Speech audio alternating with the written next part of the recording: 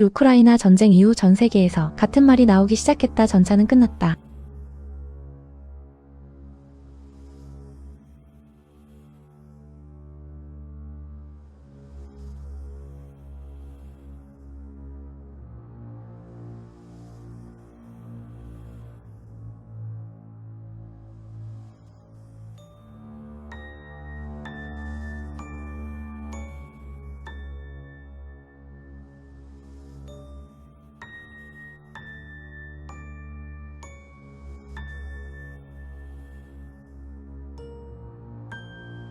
요즘 전쟁 영상 조금만 봐도 이런 말이 전혀 과장이 아닌 것처럼 느껴집니다. 실제로 우크라이나 전쟁에선 러시아 전차가 값싼 드론 공격에 연달아 파괴되는 장면이 쏟아지고 있죠. 그런데 이상합니다. 그렇게 전차가 쓸모 없어졌다면 왜 우크라이나는 끝까지 서방 전차를 요구했을까요? 그리고 더 흥미로운 건 이 드론의 시대에 한국 전차가 오히려 주목받고 있다는 사실입니다. 오늘은 전차는 정말 끝난 무기인지, 그리고 왜 한국 전차가 미래형 무기로 평가받는지 차분하게 정리해보겠습니다. 전차는 끝났는가? 드론 시대, 전장의 진실. 이 전차 무용론은 왜 나왔나? 전차 무용론이 본격적으로 나온 계기는 단연 러시아 우크라이나 전쟁입니다. 소형 FPV 드론이 전차 상부로 돌진하고 자폭 드론이 해치 틈으로 파고들며 전차 내부를 순식간에 불태우는 장면들. 문제는 비용입니다. 드론 수백만원, 전차 수십억에서 100억 원 이상. 이 영상들이 반복되면서 이런 가성비 전쟁에서 전차가 의미 있냐? 라는 질문이 자연스럽게 나오게 됩니다. 실제로 러시아는 초반 전쟁에서 전차를 제대로 보호하지 못했고 보병 드론 전자전과의 연계도 부족했습니다. 그 결과 전차가 마치 움직이는 표적처럼 보이게 된 거죠. 전차가 약해진 게 아니라 전술이 시대에 뒤처졌다.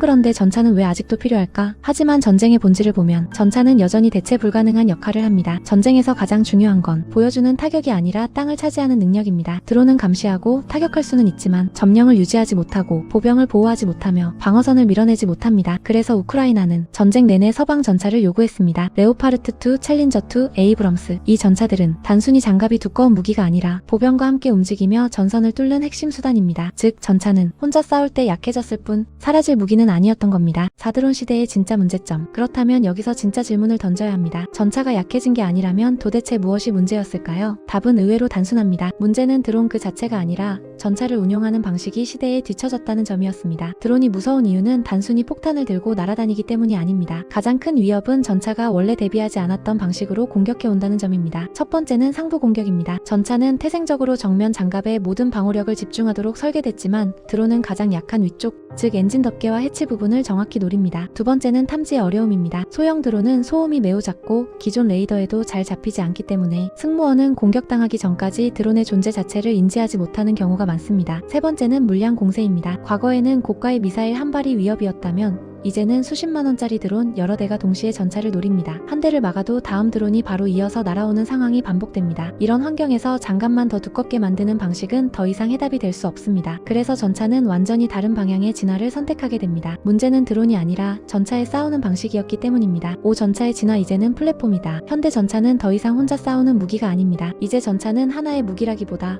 여러 전투 수단을 연결하는 전투 플랫폼에 가깝습니다. 전차 주변에는 항상 여러 개의 눈이 붙어 있습니다. 360도 감시 센서와 열영상 장비, 레이더와 음향 탐지 시스템이 전차를 둘러싸고 있으며 외부 드론과 실시간으로 정보를 공유합니다. 전차가 직접 보지 못하는 위협을 드론과 다른 차량이 대신 발견하고 그 정보가 즉시 전차로 전달됩니다. 여기에 중요한 변화가 하나 더 있습니다. 바로 능동방어 체계입니다. 날아오는 미사일과 로켓은 물론 일부 드론까지 자동으로 탐지해 요격하는 시스템이 전차에 통합되고 있습니다. 전자전 능력이 더해지면 드론의 통신을 방해하거나 조종 자체를 무력화하는 것도 가능해집니다. 이제 전차는 맞고 버티는 무기가 아니라 먼저 보고 먼저 대응하는 무기로 바뀌고 있는 것입니다. 특히 주목받는 개념이 바로 유무인 복합 전투입니다. 무인 차량과 드론이 먼저 정찰하고 위험한 지역에 투입되며 전차는 보다 안전한 위치에서 전투를 통제하고 결정적인 타격만 수행합니다. 이렇게 되면 전차의 생존성은 오히려 과거보다 더 높아질 수 있습니다. 전차는 싸우는 무기에서 지휘하는 무기로 역할이 바뀌고 있는 것입니다. 유클에서 한국 전차가 주목받는다. 이런 변화의 흐름 속에서 한국 전차가 주목받는 이유는 분명합니다. 한국은 전차를 처음부터 고정된 완성품으로 만들지 않았습니다. 대신 계속해서 진화할 수 있는 플랫폼으로 설계했습니다. K2 흑표 전차는 단순히 성능이 좋은 전차가 아닙니다. 전자장비 업그레이드가 쉬운 구조를 갖추고 있고